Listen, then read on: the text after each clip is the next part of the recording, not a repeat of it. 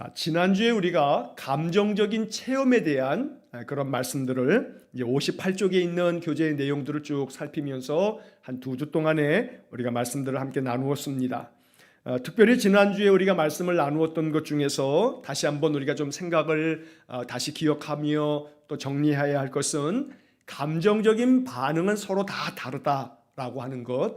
그래서 어떤 사람은 말씀을 듣거나 찬양을 부르거나 기도할 때 굉장히 그 감정이 아주 북받쳐 오르면서 그 감정적인 표현을 아주 열정적으로 표현하는 사람이 있는 반면에 감정적인 표현이 매우 고요하고 또 조용한 그러한 사람들도 있기 때문에 어떤 사람이 더 신앙적으로 이 사람이 더 큰 신앙이다 라고 말하는 것은 적절하지 않다는 이야기를 지난주에 함께 나누었습니다.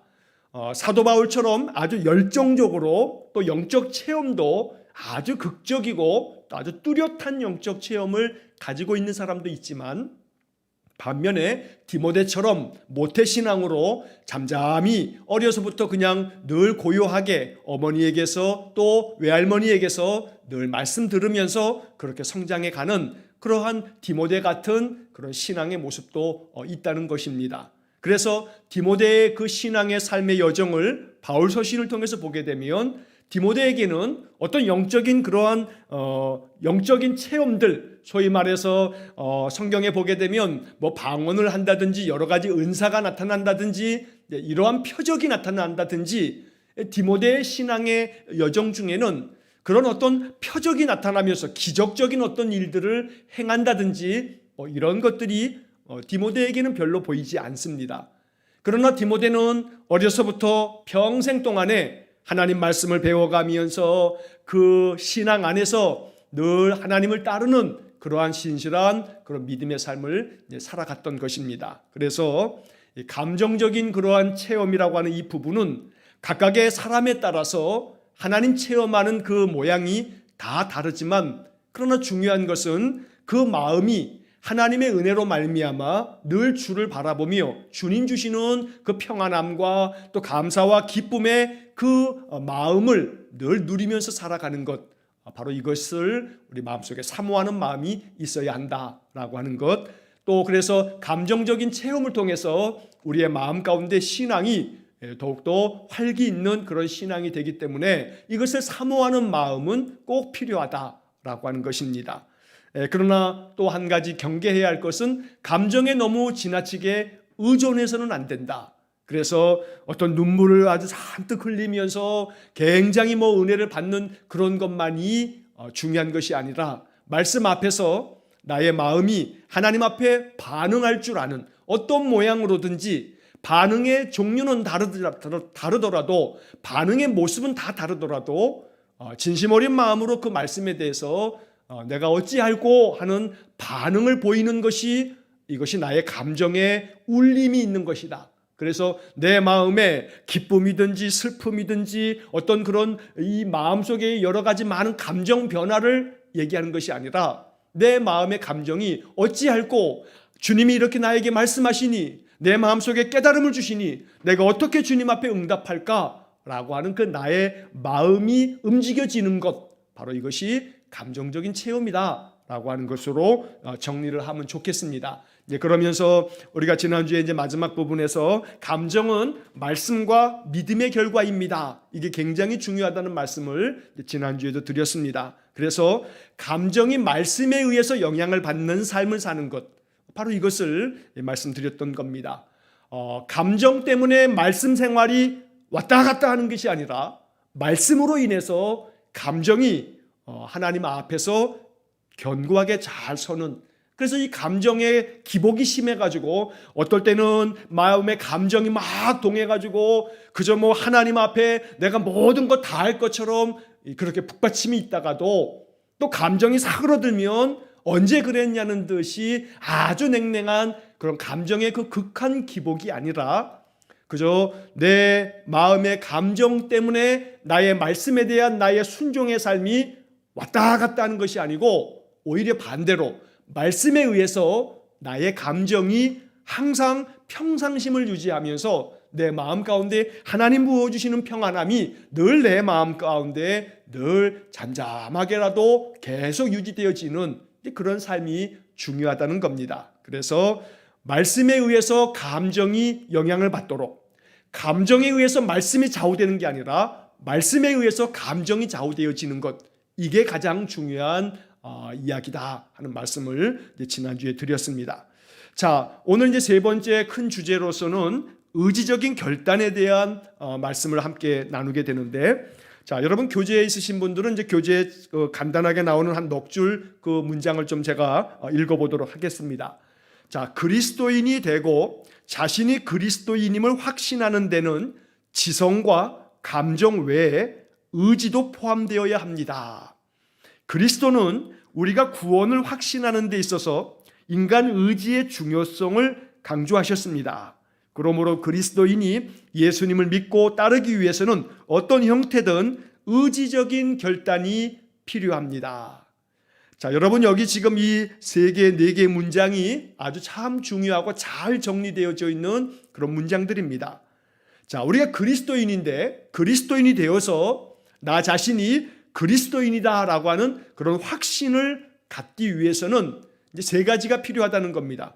자, 지성이 필요하고, 지식적인, 지적인 이해를 말하는 거죠.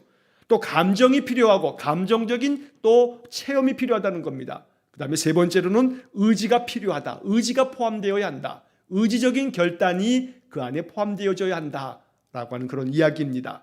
그래서 예수 그리스도에 대한 내 마음의 확신, 내가 그리스도인이다라고 하는 그런 확신을 갖기 위해서 우리는 성경의 말씀을 알아야 합니다. 지적인 이해가 있어야 됩니다. 성경의 말씀이 어떤 이야기이고 이 말씀이 우리에게 전하는 것은 무엇이고 성경의 복음은 무엇이고 예수님께서는 누구시며 예수님 이 땅에 오셔서 무엇을 하셨고 지금 예수님은 우리를 위해서 뭘 하고 계시고 그리고 성경의 많은 교훈들은 오늘 우리의 삶에 어떤 의미를 가지고 있는지 말씀에 대한 그런 지적인 이해가 우리에게 필요하다는 겁니다. 그러다 보면 말씀으로 인해서 위로함을 얻기도 하고 말씀으로 인해서 마음 가운데 지혜로움이 생기기도 하고 말씀 때문에 마음이 평안하고 말씀 때문에 마음에 힘이 생기고 말씀 때문에 우리의 마음이 담대해지고 또 용기가 생기고 이 말씀의 약속 때문에 우리의 마음이 더욱더 굳건해지는 그런 여러 가지 많은 그런 마음의 축복된 감정을 경험하게 된다는 겁니다. 여러분 감정적인 체험이라 했을 때 아마 많은 분들이 그런 경험이 있을 겁니다. 찬양을 부르면서 그 찬양이 마음속에 너무 감동이 되면서 마음에 한없는 평안을 경험하신 적이 있을 겁니다. 기도하면서 내 마음의 기도가 하늘에 상달되어질 것을 믿으면서 간절히 주님 앞에 기도하고 나면 마음 가운데 확신이 생기거나 용기가 생기거나 믿음이 생기거나 그러면서 우리의 마음이 힘을 얻게 되고 또 담대해지고 마음의 평안을 우리가 경험하게 됩니다. 이런 모든 것 또한 감정적인 그런 체험이라고 말할 수 있는 겁니다. 자, 그러면 그 다음에 이제 자연스럽게 이루어져야 할 것이 뭐냐면 예수 그리스도의 복음과 성경의 모든 말씀의 뜻을 우리가 이제 알아가며 그 말씀 앞에서 우리의 마음이 감동이 되어지면 자연스러운 어떤 결과가 뭐냐면 이제 의지적인 결단을 하나님 앞에 내어 보여야 된다는 겁니다. 하나님 나에게 말씀하시는 바가 있으니 내가 이 말씀 앞에 이제 이렇게 결단하며 나아가겠습니다. 하나님이 원하시는 바를 내가 알았으니 그 하나님이 나에게 원하시는 바에 대해서 이제 내가 이렇게 하겠습니다 라고 하는 그런 의지적인 결단, 바로 이것이 신앙의 어떤 확신, 구원의 확신을 가능케 하는 그런 요소가 된다라고 이렇게 교재가 이야기를 하고 있는 것입니다. 자, 그래서 예수님께서는 우리가 구원의 확신을 갖기 위해서 중요한 것은 의지의 중요성을 주님이 강조하셨다라고 이렇게 교재가 말하고 있는데, 자, 그래서 이제 우리 교재를 보게 되면 1번과 2번 그 질문 속에서 두 가지 성경의 이야기를 우리에게 전하고 있습니다. 자, 첫 번째 내용을 보시면 예수님은 젊은 관원에게는 어떤 의지적인 결단을 요구하셨습니까? 누가복음 18장 22절의 말씀을 옆에 참고 구절로 적어놓고 있습니다. 자, 이 이야기는 누가복음 18장 18절부터 23절까지 쭉 이렇게 이어지는 하나의 문단인데 여기에 보면 한 젊은 관원이 예수님께 찾아와서 예수님께 묻습니다. 선생님, 선한 선생님, 내가 무엇을 하여야 영생을 얻으리까? 라고 묻는 겁니다.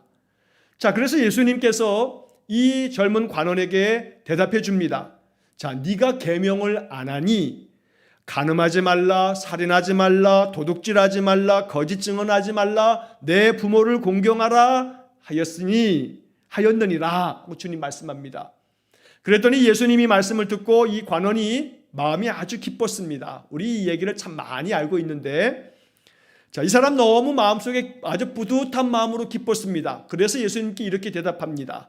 그건 내가 어려서부터 다 지켰습니다. 이 사람 참 좋은 믿음을 가지고 있는 그런 사람임에 틀림이 없습니다.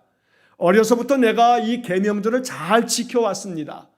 주님께서 이 말씀하신 그 모든 건 내가 잘 지켰습니다. 라고 말하는 겁니다. 흠잡을 데가 없는 겁니다. 자, 그런데 예수님께서 이 젊은 이 관원의 이야기를 들으신 다음에 주님께서 그 사람에게 이제 한마디 말씀을 하시게 되는데, 이 한마디의 말씀이 바로 이 젊은 관원의 마음에 근심이 되었습니다. 그래서 매우 근심하면서 바로 예수님 말씀하신 것을 듣고 난 다음에 그냥 주님을 떠나가게 되어집니다. 자, 그 말씀이 뭐냐면 누가복음 18장 22절의 이제 말씀입니다. 자, 이 누가복음 18장 22절 옆에다가 오른쪽 여백에다가 이렇게 써놓으신 분들은 그 구절을 보셔도 되겠습니다. 자, 예수께서 이 말을 들으시고 이르시되 내게 아직도 한 가지 부족한 것이 있으니, 여러분 옆에 오른쪽에 그 하얀 여백에다가 누가복음 18장 22절을 써놓으신 분들은 여기다가 밑줄을 좀 거놓으십시오. 내게 아직도 한 가지 부족한 것이 있으니, 여기에 좀 밑줄을 거놓으십시오. 내게 아직도 한 가지 부족한 것이 있으니. 자, 예수님께서 이 부자 청년, 이 젊은 관원에게 하신 말씀의 가장 중요한 포인트는 여기에 있는 겁니다. 너에게 아직도 한 가지 부족한 것이 있다. 너는 지금 계명을 내가 알려주었더니 계명은 내가 어려서부터 다 지키었나이다 라고 이렇게 이야기하는데, 자, 21절에 그렇게 기록되어 있습니다. 내가 어려서부터 다 지켰나이다 라고 이렇게 말한단 말입니다. 자, 예수님께서 이 말을 듣고 난 다음에 하시는 말씀이 아직도 너에게 한 가지 부족한 것이 있다. 예수님의 요점은 여기에 있는 겁니다. 자, 그 한 가지가 뭐냐 하면 내게 있는 것을 다 팔아 가난한 자들에게 나눠주라. 그리하면 하늘에서 내게 보화가 있으리라. 그리고 와서 나를 따르라 라고 말씀하십니다. 자, 이 말씀을 듣고 난 다음에 이어지는 23절의 말씀을 보게 되면 누가복음 18장 23절에 이 사람이 이렇게 반응을 보입니다. 그 사람이 큰 부자이므로 이 말씀을 듣고 심히 근심하더라. 자, 누가복음 18장에서는 그냥 심히 근심하더라 라고 이렇게 되어 있지만, 자, 이 이야기가 기록된 것이 마태복음이나 마가복음에 다 똑같이 기록되어 있습니다. 마태복음 19장 16절에서 22절까지의 이 말씀을 보게 되면 이 마태복음 19장에는 이런 말씀으로 기록되어 있습니다. 그 청년이 재물이 많음으로 이 말씀을 듣고 근심하며 가니라. 마태복음 19장에 기록된 그런 표현입니다. 자, 이처럼 예수님의 이 말씀이 이 젊은 관원에게 걸림돌이 된 겁니다. 예수님 말씀 듣자마자 내가 가지고 있는 것을 다 팔아가지고 가난한 자들에 주고 그러면 나의 이 모든 것들이 다 하늘에 보화가 쌓일 것이고 나는 이 모든 거 다 팔아 나눠주고 난 다음에 예수님을 따라야 된다고? 이것을 해야 되나 말아야 되나 순간적으로 이 사람은 고민을 하고 근심을 하다가 결국 이 자기가 가지고 있는 이 모든 소유를 다 팔고 가난한 자에게 주라는 이 예수님 말씀 앞에서 그는 넘어져 버리고 맙니다. 그리고 근심하면서 그냥 예수님을 떠나 돌아갑니다.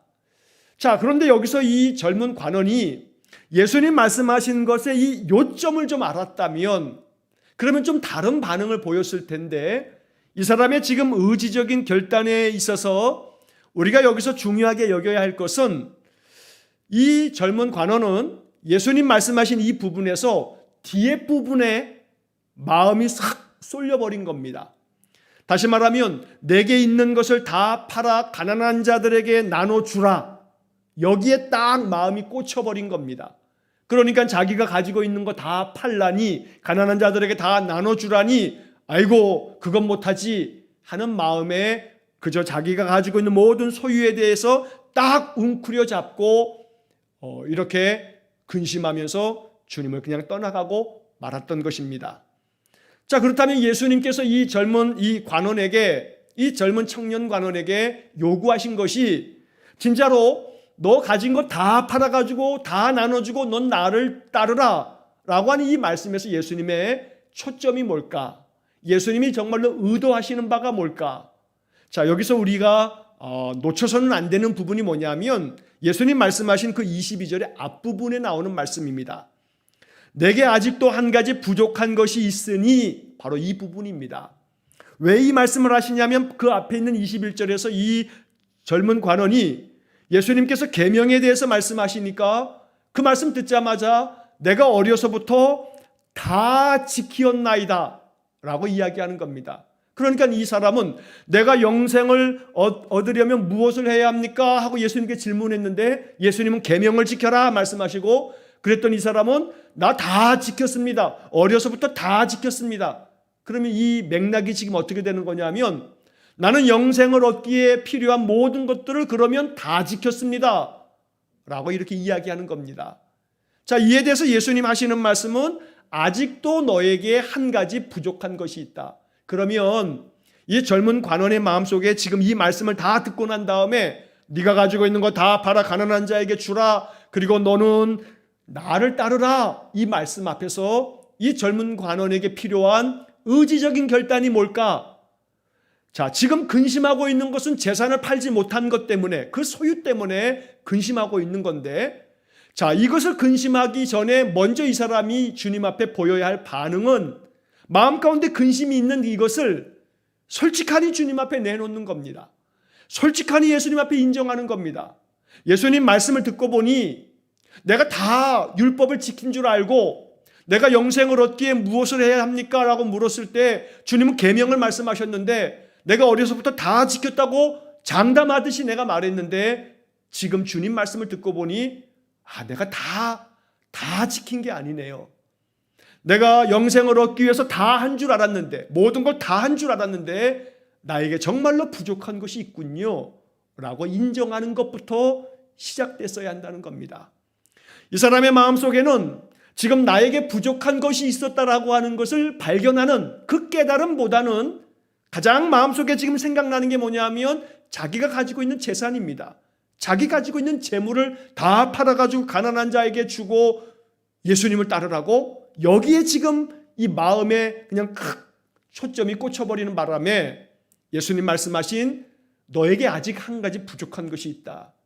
너에게 부족한 것이 있음을 먼저 인정하고 그 부족한 것들을 어떻게 해 나아가야 할지에 대해서 하나씩 하나씩 찾아가며 물어가라 라고 주님은 말씀하실 겁니다. 그러나 이 사람은 예수님의 말씀의 그 본 뜻과 의도를 파악하지 못함으로 인해서 그냥 근심하고 돌아가 버립니다. 자, 여기서 예수님께서 이 젊은 관원에게 어떤 의지적인 결단을 요구했을까? 여러분도 혹시 이 본문의 말씀을 읽을 때마다 예수님께서 이 젊은 관원에게 의지적으로 뭘 결단하라고 요구하시나? 재산 다 팔아가지고 가난한 자에게 주고 예수님 따르라, 이것을 그에게 요구한 의지적인 결단이라고 생각하셨다면 여러분 약간 오해하고 계시는 겁니다. 만약에 이렇게 이 말씀을 우리가 해석해버리고 나면 그러면 옛날에 여러분 신앙촌, 아마 연세 있으신 우리 성도님들은 들어보셨을 겁니다. 저 박태선, 그리고 신앙촌 막 이런 데도 들어보셨을 겁니다. 지금도 마찬가지죠. 저 하나님의 교회나 또 혹은 저 이만희 신천지나 이런 데도 유사합니다. 그 계보를 이어가는 겁니다. 저 구원파, 옛날에 이 구원파들도 마찬가지고 그들이 예수님을 믿는 그 믿음의 삶에서 영생을 얻으려면 바로 이 누가복음 18장 이 말씀을 그들이 아주 왜곡된 마음으로 사람들에게 아주 강하게 그 메시지를 늘 굉장히 강하게 자주 전하게 됩니다.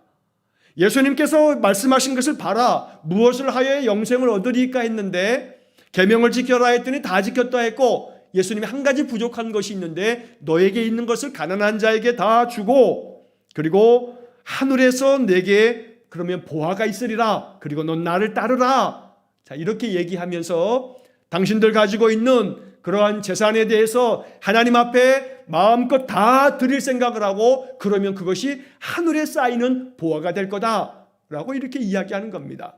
그래서 하나님께서는 우리가 더 헌신적으로 하나님 앞에 예물을 드리는 것을 바로 영생으로 말씀하시는 것이라고 강조를 하는 겁니다. 여러분, 그러면 어떻게든지 간에 여러 가지 많은 그러한 이유들을 들이대면서 그들은 강요에 의한 헌금을 하게 되는 겁니다.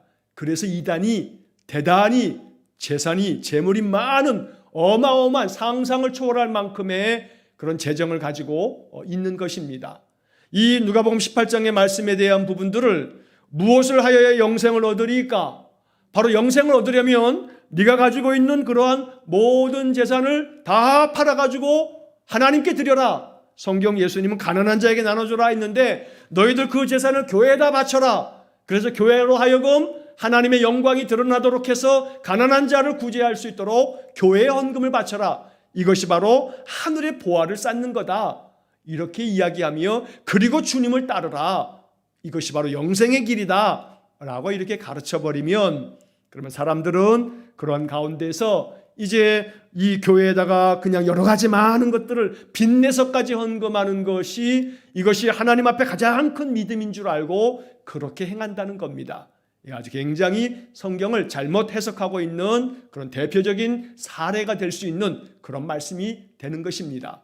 여기서 우리가 보아야 할 중요한 초점은 바로 너에게 아직도 한 가지 부족한 것이 있다. 구원을 얻음에 있어서 나는 부족함이 없습니다. 나는 다 했습니다. 나는 모든 율법을 다 지켰으니 나는 자격이 있습니다. 라고 이렇게 말하는 것은 구원에 합당하지 않다. 오직 구원함은 하나님께서 우리에게 값없이 주시는 은혜임을 발견하도록 하시는 겁니다. 한 가지 부족한 것이 있으니 그 부족한 것에 대해 인정하며 그 부족한 것을 하나님께 가지고 나와 하나님께 고백하면서 나아가도록 이 사람이 마음에 결정하고 결단했다면 주님께서는 그를 귀히 여겼을 것입니다.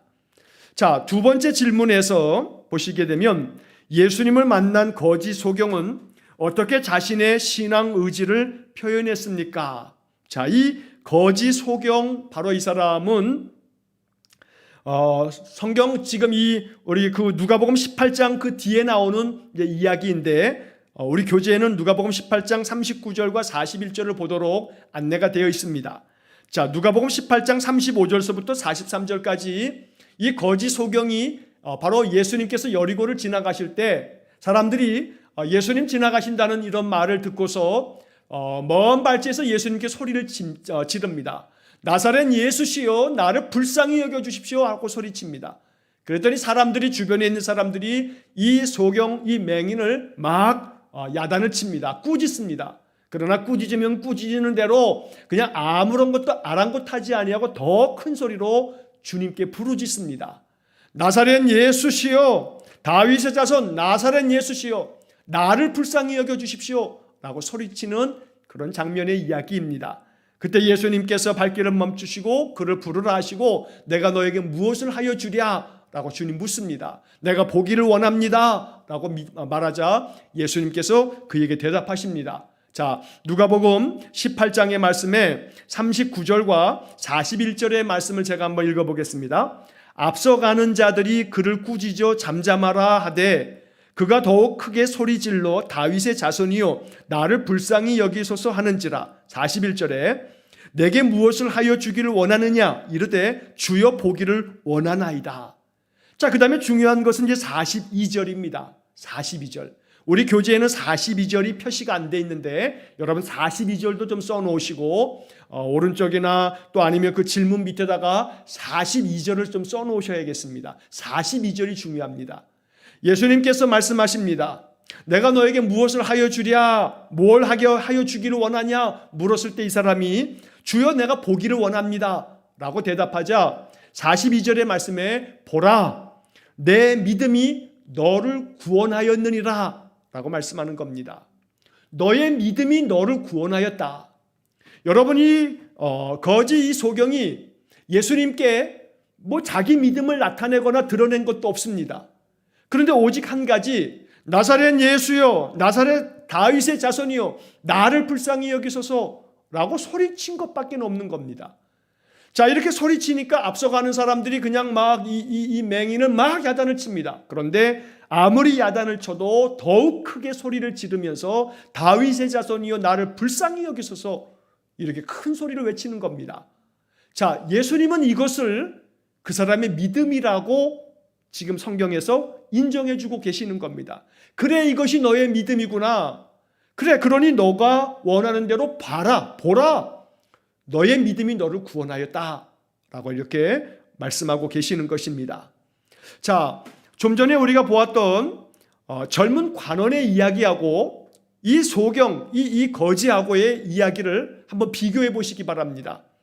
자, 이 젊은 관원은 예수님께 먼저 찾아 나와서 무엇을 해야 영생을 얻겠습니까? 하고 묻습니다. 자, 영생은 곧 구원을 말하는 거죠. 구원이 곧 영생입니다. 자, 내가 어떻게 하면 구원을 얻겠습니까? 내가 어떻게 하면 영생을 얻겠습니까? 라고 이 사람은 주님께 물었고, 주님은 계명에 대해서 말씀하셨고, 그 계명을 내가 다 지켰습니다 라고 대답했지만 너에게 아직도 한 가지 부족한 것이 있다. 자, 여기서 예수님께서는 이 사람은 계명을 지켰다고 나름대로 아주 자신 있게 말했지만 이 사람이 지킨 계명은 그 문자가 이야기하는 대로 나는 사람을 죽이지 않았고, 나는 다른 여인을 간음하지도 않았고, 나는 내 부모에게 도리를 다했고, 그리고 나는 남의 것들 도둑질하지 않았고, 이러니 내가 이 십계명의 계명들을 내가 그냥 지켰구나 라고 이렇게 생각했지만, 그러나 예수님은 이 계명의 정신이 뭐냐, 이 계명의 참된 정신과 계명을 주신 목적이 뭐냐, 이것은 바로 이웃을 진심 어린 마음으로 사랑하는 것인데, 네가 더욱더 적극적으로 너의 주변에 있는 가난한 이들을 돌아보면서 그들에게 너의 마음 중심을 다하여 나눔의 삶을 살았느냐라고 요구하시는 것입니다. 그래서 그 사람에게는 네가 구원에 이르려면 아직도 부족한 것이 있는데, 그 부족함은 너의 마음속에 그 계명의 참된 정신, 이웃을 돌아보며 이웃을 섬기는 마음으로 네 가지고 있는 것들을 나눌 줄 아는 나눔의 마음, 나눔의 정신, 너에게 이것이 부족하구나 라고 주님께서 일깨워 주신 것입니다. 자, 이 일깨워 주신 것에 대해서 이 관원이 반응을 해야 되겠죠. 감정적 반응을 해야 합니다. 근데 이 사람의 감정적 반응은 근심이었습니다. 물론 근심이 됩니다. 재산을 다 팔아 가난한 자에게 나눠주라고 했으니 근심이 되겠죠. 자, 이 근심 다음에 이 사람의 의지적인 결단이 뭐냐면 그냥 가버리는 겁니다. 여기서 잠깐 이제 우리 멈춰서 봐야 할 것은, 마음에 근심이 됐습니다. 어찌할까? 어찌해야 되나? 라고 하는 그런 마음에 지금 갈등이 생기는 겁니다. 자, 그랬을 때 이 사람의 의지적인 결단이 그냥 근심하며 가는 게 아니라, 주님, 내가 부족한 것이 있었군요. 나 어떻게 하면 좋죠? 말씀 들어보니 나눔의 삶을 내가 살지 못했습니다. 내가 가난한 이들, 내 주변에 있는 사람들을 내가 돌아보는 마음이 없었군요. 나 한 사람 그냥 계명만 지키면 되는 줄 알고 열심히 계명을 지킨 줄 알았는데, 계명의 참된 정신, 이웃 사랑하기를 내 몸과 같이 하라는 그 계명의 정신을 내가 온전히 지키지는 못했네요. 그러니 주님, 나로 하여금 어찌해야 할지를 알려주십시오. 한 계단 한 계단 주님께로 더 나아가 이 말씀을 내가 지켜가겠습니다. 나눔의 삶을 더 살아가겠습니다. 이렇게 한 발짝 한 발짝 나눔의 삶을 살다 보면 어느덧 이 사람은 그 나눔의 삶을 통해서 자신의 것들을 다 나누어줘도 관계없을 만큼의 믿음의 진보를, 믿음의 발전을 이루었을 겁니다. 한 번에 모든 것 다 결단하고 다 갖다 바치는 것도 가능합니다만, 한 걸음 한 걸음, 한 계단 한 계단, 한 단계 한 단계 올라가면서 내 삶의 것들을 나누어 주는 그러한 신앙의 영적 훈련들을 통하여서 주님께로 나아갈 줄 아는 그런 것도 주님은 기뻐하신다는 겁니다. 그래서 오늘 우리는 이 말씀을 보면서 주님께서 정말로 요구하시는 것은, 의지적인 결단은 사람마다 다 종류가 다르고 다른 모양으로 다 결단할 수 있는 건데, 바로 이 맹인, 이 소경은 이 거지는 예수님께 어떤 의지적인 결단을 보였냐면 많은 사람들이 이 사람을 막 꾸중하면서 좀 조용히 좀 하라고 소리치면서 욱박질렀지만 전혀 개의치 아니하고 마음 가운데 결단하면서 내가 지금 이 예수님께 은혜 받지 못하면 내게 있어서 다시는 어떤 기회가 없을 수도 있어 하는 마음으로 다윗의 자손이여 나를 불쌍히 여기소서 하면서 아무리 사람들이 자기를 꾸짖어도 관계없이 주님께만 자신의 마음을 향했던 것입니다. 예수님께서는 이것을 그 사람의 의지적인 결단으로 보고 너의 믿음이 너를 구원하였다. 그러니 너 봐라 라고 말씀하시고 이 말씀이 떨어지자마자 이 사람의 눈이 떠여지면서 앞을 보게 되었다는 겁니다.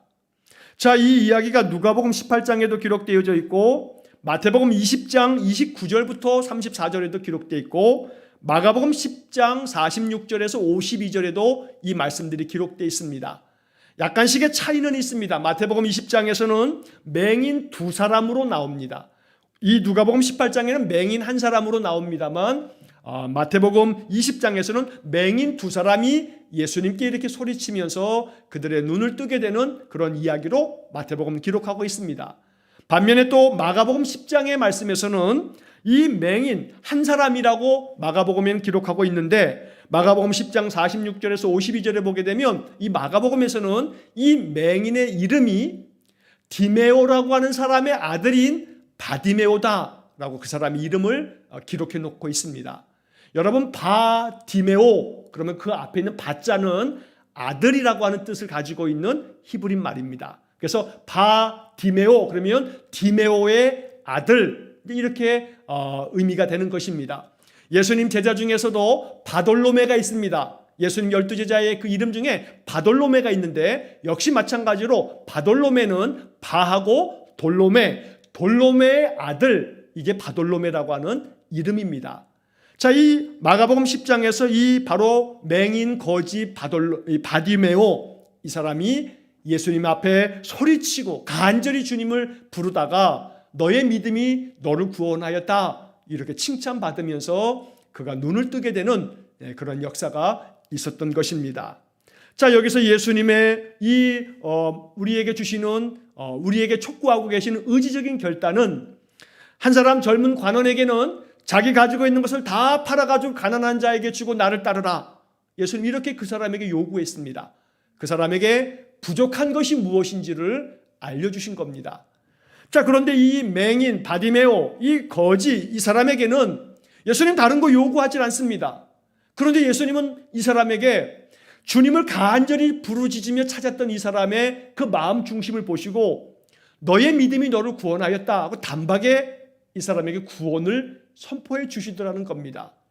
결국 예수님께 지금 우리가 결단해야 하는 것은 내 마음 가운데 부족한 것이 무엇이 있는지를 살피며 주님 앞에 고백하고 인정하는 내가 주님의 말씀대로 주님의 말씀에 반응하며 말씀대로 순종하며 그 말씀 따르지 못하였으니 주님 나의 부족함을 성령께서 도와주셔서 이 부족함을 끊임없이 계속 하나님께로 나아가면서 이 부족함을 채워가게 해주십시오 라고 기도하는 마음의 결단이 필요하고 또 동시에 바돌로메처럼 언제든지 예수님을 찾고 부르짖고 간절한 마음으로 예수님 의지하고 예수님을 바라보는 누가 뭐라든지 간에 예수님을 향한 우리의 마음을 굽히지 않는 꺾지 않는 그런 결단이 우리에게 필요하다는 겁니다.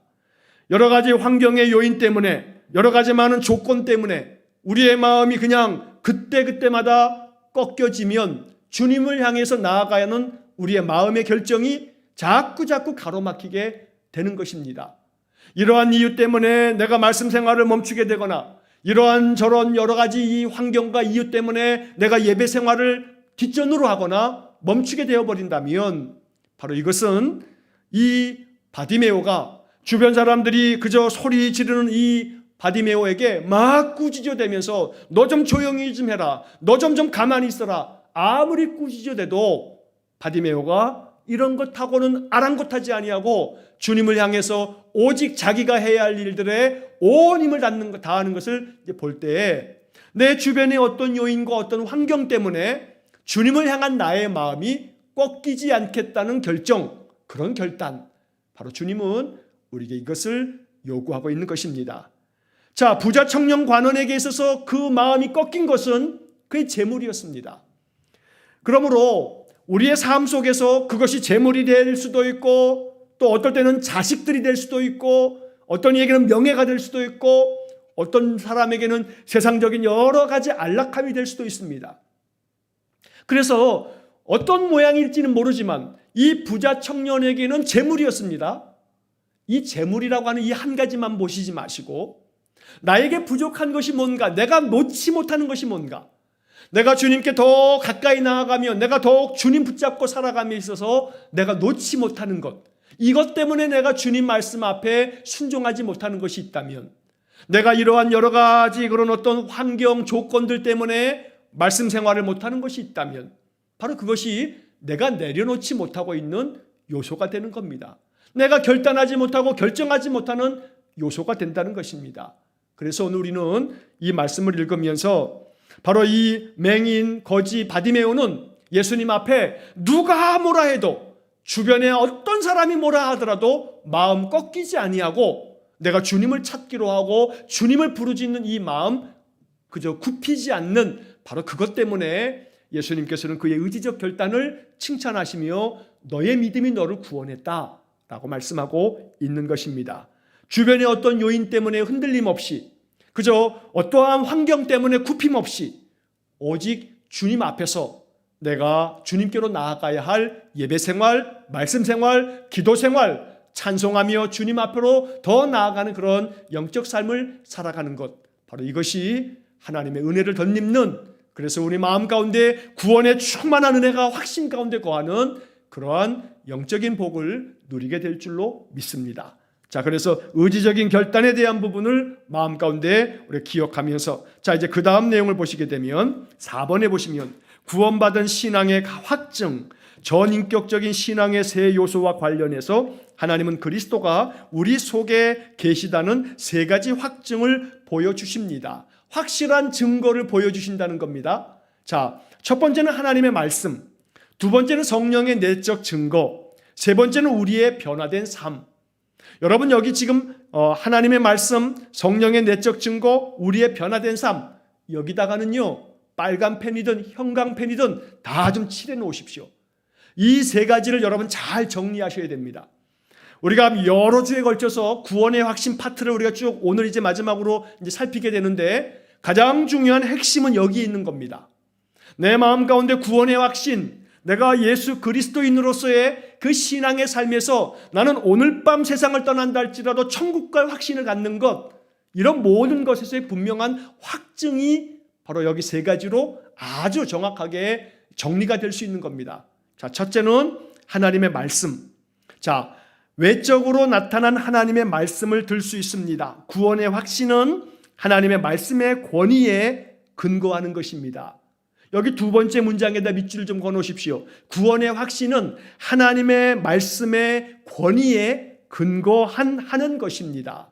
그러니까 내 마음속에 나 구원의 확신이 있어, 나 마음 가운데 지금 죽어도 천국 갈 자신이 있어, 그런 마음의 확신이 있어 라고 하는 자기 확신, 자기 감정이 근거가 아니고, 나는 예수님 믿으면서 이렇게 했으니까, 내가 매 주마다 주일 성수했고, 내가 새벽마다 주님 앞에 예배했고, 내가 주님 앞에서 늘 아름답게 헌신하여 헌금 생활했고, 내가 열심히 주님 믿는 성도로서의 삶을 살았고, 이렇게 내가 했던, 난 이것도 했고 이것도 했고 내가 해놓은 것들을 다 살펴보니 나는 구원받을 만해.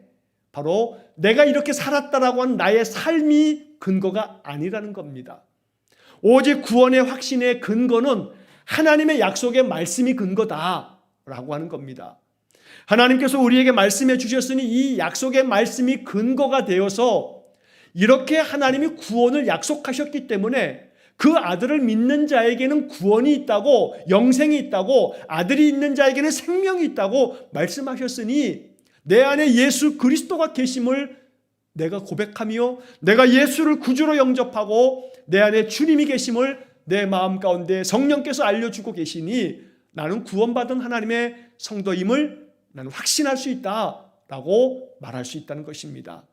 그러므로 나의 어떤 자격이나 또 나의 어떤 공로나 내가 무엇을 했기 때문이 아니고 하나님의 약속의 말씀이 근거가 되어서 나는 아무 공로 없지만, 나는 아무 자격 없지만 하나님께서 주신 이 성경의 약속의 말씀에 의하면 나는 예수 그리스도를 나의 구주로, 나의 하나님으로 내 마음에 영접하여 믿음으로 받아들이고 있기에, 그리고 이제 주님께서 나를 주님의 거룩한 자녀로 삼아주시면서 나에게 약속하신 이 성경의 말씀이 있기 때문에 내가 이 말씀을 믿으며 이 말씀대로 내가 살아가려고 날마다 말씀 속에서 한 걸음 한 걸음 주님과 동행하는 삶을 살아가기에 약속의 말씀이 근거가 되어서 나는 하나님의 거룩한 백성으로 구원의 확신을 갖게 되는 것이다 라고 이렇게 우리가 답할 수가 있다는 것입니다. 요한일서 5장 9절로 13절의 말씀이 거기 참고 구절로 적혀 있습니다. 자, 그 중에서 11절 말씀과 12절 13절 말씀을 좀 보겠는데, 자, 요한일서 5장 11절 말씀에 보면 또 증거는 이것이니 하나님이 우리에게 영생을 주신 것과 이 생명이 그의 아들 안에 있는 그것이니라. 자, 증거가 이것인데 하나님이 우리에게 영생을 주신 거, 이게 증거다. 그리고 이 생명, 이 영생이 그의 아들 예수님 안에 있다는 거, 이게 약속의 말씀입니다. 자, 다시 또 12절에 아들이 있는 자에게는 생명이 있고 하나님의 아들이 없는 자에게는 생명이 없느니라. 아들이 있는 자에게는 생명이 있다, 영생이 있다고 성경이 말씀하고 있는 겁니다. 나는 예수님을 내 마음에 영접하였기 때문에 예수님이 내 안에 계셔 라고 이렇게 고백할 수 있다는 것입니다. 이어지는 13절, 내가 하나님의 아들의 이름을 믿는 너희에게 이것을 쓰는 것은 너희로 하여금 너희에게 영생이 있음을 알게 하려 함이라. 자, 이 13절의 말씀에서 하나님의 아들의 이름을 믿는 우리들은 하나님의 아들을 내 마음속에 그 이름을 믿음으로 말미암아 우리 안에 영생이 있다는 것을 요한일서 5장 13절이 말씀해 주고 있는 겁니다. 이 말씀이 근거입니다. 이 말씀이 근거입니다. 자, 이 말씀이 근거이기 때문에 우리는 영생을 얻은 확증을 갖게 된다는 겁니다. 자, 두 번째, 성령의 내적 증거. 자, 성령은 우리 안에서 우리가 하나님의 자녀인 것을 증거하십니다. 로마서 8장 16절, 성령이 친히 우리의 영과 더불어 우리가 하나님의 자녀인 것을 증언하시나니, 성령께서 우리에게 증인이 되어주신다는 겁니다. 아버지 하나님, 이 사람은 예수를 구주로 영접하여 주님의 십자가의 은혜로 그 죄사함을 받고 하나님의 거룩한 자녀가 되었습니다. 이것에 대해서 내가 증인입니다 하고 성령께서 우리를 위해서 증거해 주신다고 말씀하고 있는 겁니다. 여러분, 이것을 믿음으로 받아들이고 인정하면 되는 겁니다. 믿음은 다른 게 아닙니다. 성경이 이렇게 말씀하고 있으니 나 이 성경을 믿어 라고 이렇게 하는 것입니다. 여러분, 자녀를 낳으면 그 자녀가 내 자녀죠. 내 자녀인데 그 자녀로서는 자기 부모가 진짜 자기 부모인지 어찌합니까? 알 길이 없죠. 그런데 그냥 부모라고 하니까 그냥 부모라고 하면서 평생을 살아가는데, 자, 그 부모라고 했을 때 이제 다른 사람들에게 나는 이분들의 자녀입니다 라고 말하려면, 여러분, 은행에 가서 뭔가 어떤 것들을 절차를 밟고 그럴 때에도 필요한 게 뭐냐면 가족 관계 증명서를 갖고 오십시오 그럽니다. 그러면 이 사람들은 나의 부모고 나는 이 사람의 자녀입니다 라고 하는 것을 증거하려면 법적인 문서가 있는데 그게 바로 가족관계 증명서입니다. 그러면 그 증명서에 보면 딱 써 있습니다. 부 누구, 모 누구, 자 누구. 자, 이 증거가 딱 기록되어져 있기 때문에 이 사람의 자녀이군요, 이 사람이 당신의 자녀이고 이 사람들이 당신의 부모이군요 라고 증거가 되는 거죠. 그러면 우리에게 증거가 있으니 그 증거가 뭐냐면, 다시 말해 가족관계 증명서 같은 증거가 뭐냐면 성경의 말씀이라는 겁니다. 하나님께서 약속하신 이 성경의 말씀이 증거가 되어지고 이 증거를 보증해주고 또 확인해주는 분이 있는데 바로 그분이 성령님이시다. 그래서 성령님은 우리의 마음속에 내적인 증거라고 하는 것은 우리의 마음 안에, 마음속에 믿음이 생겨지도록, 이것이 믿어지도록 성령께서 우리의 마음을 주장해 주신다는 겁니다. 이것이 믿어지도록 성령께서 우리의 마음을 움직여 주신다는 겁니다. 자, 그 다음에 세 번째로는 우리의 변화된 삶. 자, 말씀이 약속하고 있고 성령께서 우리의 마음에 내적으로 마음속에서부터 이 말씀에 대한 믿음이 생겨짐으로 말미암아 나는 하나님의 자녀를 확신하기에 이 약속의 말씀에 근거해서 나는 하나님의 자녀이요 라고 이렇게 말할 수 있는데, 바로 이제 그 다음에는 그 삶이 이제 변화되어진 삶으로 나타남을 통해서 바로 이 사람은 하나님의 거룩한 백성이요 하나님 자녀이구나 라고 하는 것을 알 수가 있을 뿐 아니라 나 자신도 역시 마찬가지라는 겁니다. 자, 그래서 이제 우리들은 이 세 번째 항목에 있어서 이제 오늘 마지막으로 이제 결정해야 할 내용이 있는 겁니다. 중생을 체험하고 하나님의 자녀가 되었다는 가장 보편적인 증거는 여러분의 변화된 삶입니다. 여러분, 이 문장이 얼마나 중요한 문장인지 모릅니다. 밑줄을 한번 쫙 쳐놓으시고요. 그 앞에다 별표 한 서너 개 쫙 좀 쳐놓으십시오. 자, 우리가 중생을 체험하고 거듭남을 체험하고 하나님의 자녀가 되었다라고 하는 가장 보편적인 일반적인 증거가 있는데, 그게 뭐냐면 우리의 변화된 생활이라는 겁니다. 변화된 생활. 그래서 말씀을 듣고 나면 그 말씀을 들은 것에 대해서 변화가 있어야 되겠죠. 아침마다 우리가 말씀 들으면서 말씀 앞에서 하나님께 예배하면 그날 하루가 하나님이 인도하시는 대로 마음의 평강을 누리며 주변 사람들에게 그리스도의 향기를 드러내면서 아름다운 신실한 덕을 가지고 자기가 맡겨진 일에는 충성된 마음으로 성실하게 정직하게 그 일을 감당하면서 참으로 예수 믿는 사람다운 모습을 드러내는 것, 바로 이렇게 변화된 삶을 통해서 바로 나는 구원받은 사람이구나 나 스스로도 알 수 있다는 것입니다. 자, 이래서 오늘 우리들에게 하나님의 약속의 말씀, 성령께서 그 말씀에 대한 확증을 내 마음속에 믿어지도록 말씀을 주시고 그 말씀 앞에서 내가 반응하고 응답하고 그 말씀 앞에서 내가 어찌할까 그렇게 기도하면서 하나님 주시는 마음 앞에서 순종하면서 살아가는 것, 바로 이런 변화된 삶을 통해서 우리는 하나님 앞에 구원받은 하나님의 자녀임을 분명하게 확신할 수 있게 된다는 것입니다. 자, 요한일서 2장 3절로 6절까지의 말씀이 마지막에 제시가 되어져 있는데 이 말씀만 읽고 이제 말씀을 마치겠습니다. 요한일서 2장 3절로 6절입니다.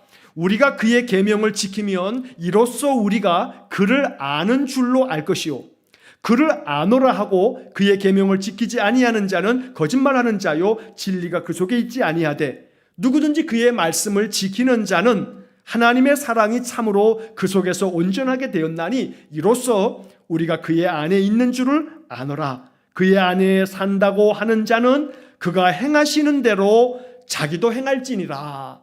여러분이 3절로 6절까지의 말씀은 여러 차례 곱씹어 보면서 이 말씀을 읽고 또 읽고 또 읽어보십시오. 이 요한일서 2장 3절로 6절까지의 말씀을 여러분 정말로 되새김하시면서 이 말씀을 읽다 보면 바로 내 신앙의 삶, 구원받은 성도의 삶이 어떻게 살아가야 하는지에 대해서 성령께서 이 말씀을 통해서 가르쳐 주실 것입니다. 예수 그리스도의 말씀을 지켜가는 삶을 살아갈 때에 하나님의 사랑이 참으로 우리 속에서 온전해지는 것인데, 그의 안에, 예수 안에 산다는 것은 바로 그가 행하시는 대로 자기도 행할지니라. 바로 이렇게 한 걸음 한 걸음 나아가는 것입니다. 부자 관원처럼 단박에 하루아침에 모든 것 다 팔아가지고 가난한 자에게 다 주는 거 우리 잘 못합니다. 이게 우리의 부족한 거 아니겠습니까? 부족한 것이 너에게 아직도 있구나. 아직도 있습니다. 맞습니다. 죽을 때까지 어쩌면 우리는 이 부족한 것을 떨쳐버리지 못할지 모릅니다. 하지만 부족한 것이 나에게 아직도 있음을 발견하고 한 걸음 한 걸음 말씀 속에서 주님께로 나아가는 겁니다. 가까이 나아가는 겁니다. 그래서 주님께서 행하시는 대로 자기도 행할지니라. 바로 요한일서 2장 6절의 말씀을 마음 깊이 묵상하면서 우리가 마음속에 의지적인 결단으로 주님께 나아가면 우리의 삶이 구원의 영광과 확신 속에서 하나님 거룩한 백성으로서의 삶의 아름다운 은총의 표적들이 우리의 삶에 나타날 줄로 분명히 믿습니다. 자, 오늘 이 말씀들을 마음속에 깊이 여러분 되새기고 또 묵상하시면서 정말로 지적인 이해와 감정적인 체험과 또 의지적인 결단에 아주 균형 있는 그런 신앙의 삶을 살아갈 수 있기를 간절히 축원합니다. 올 한 해 우리 일산흥광교회 성도님들 열심히 말씀 생활합니다. 통독도 하고 성경대학도 하고 이렇게 수요일날 말씀 공부도 하고 매일 묵상하면서 예배하면서 살아갑니다. 바로 이런 삶을 통해서 지적인 이해가 더 깊어지고 마음속에는 말씀 들을 때마다 마음 앞에 내가 이 말씀 앞에 주님 내가 어찌하면 좋겠습니까? 내 마음의 감정이 늘 반응하고 그러면서 내 의지적인 아름다운 결단 속에 나의 부족한 것을 발견하면서 주님 말씀 안에서 한 걸음 한 걸음 나아간다면 하나님 앞에 우리는 참 아름다운 성도가 될 것입니다. 하나님 보시기에 참 아름답고 보기 좋은 그런 신앙의 성도가 될 수 있기를 주의 이름으로 간절히 축원합니다. 자, 이렇게 해서 이제 구원의 확신에 대한 부분까지 우리가 말씀을 이제 나누고 다음 주서부터는 66페이지에서부터 하나님의 속성에 대한 말씀들을 여러 주 동안 이야기를 나눌 겁니다. 하나님은 어떤 분이신가? 하나님은 과연 어떤 분이신가? 누구신가? 라고 하는 것들을 배우는 겁니다. 그래서 여러분 교재가 있으신 분들은 66쪽부터 66쪽, 68쪽 그 다음에 70쪽 요 말씀들 한번 쭉 본문을 한번 살펴보시고 오른쪽 여백에다가 왼쪽에 있는 그 본문 안에 있는 성경 구절들이 있으면 그 성경 구절들을 오른쪽에다 좀 다 이렇게 미리 좀 써놓으시고 이제 수요 예배에 참여하시게 되면 좀 더 말씀을 우리가 또 이렇게 점검하면서 더 깊이 볼 수가 있을 것입니다. 오늘 구원의 확신에 대한 이 말씀을 마음속에 교재를 가지시고 쭉 정리하시면서 하나님께로 더 가까이 나아가는 은혜의 삶이 될 수 있기를 간절히 축원합니다. 또 한 가지 참고적으로 혹 교재가 없으신 분들은 저에게 말씀해 주시거나 문자나 카톡 주시게 되면 교회에 교재가 많이 준비되어져 있습니다. 예배당 나오실 때 여러분 받아가시면 되겠고 또 혹시 예배당에 나오는 것 아직 어려움이 있으시다면 문자 주시면 제가 우편으로 보내드리도록 또 하겠습니다. 자꾸 말씀 생활에 좀 더 적극적으로 우리가 임할 필요가 있습니다. 바디메오처럼 어떠한 환경 속에서도 불함이 없이 더 주님 말씀 붙잡고 그렇게 살아갈 수 있는 그런 은혜의 삶이 될 수 있기를 주의 이름으로 간절히 축원합니다. 기도하겠습니다.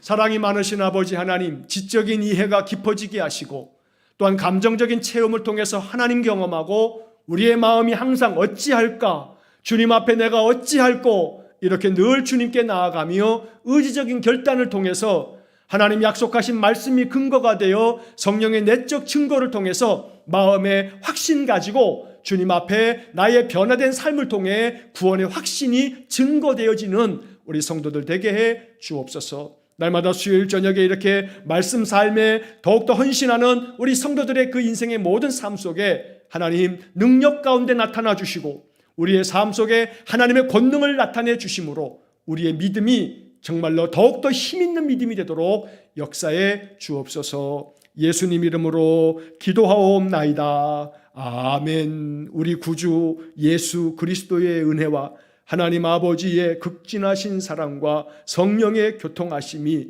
말씀을 통해서 더 가까이 하나님께로 나아가 구원의 확신의 증거가 변화된 삶을 통해서 더 풍성하게 나타나므로 오직 영광을 하나님께 돌리기를 소원하며 결단하는 머리 숙인 귀한 성도들 위해 영원토록 함께 하시길 축원하옵나이다. 아멘.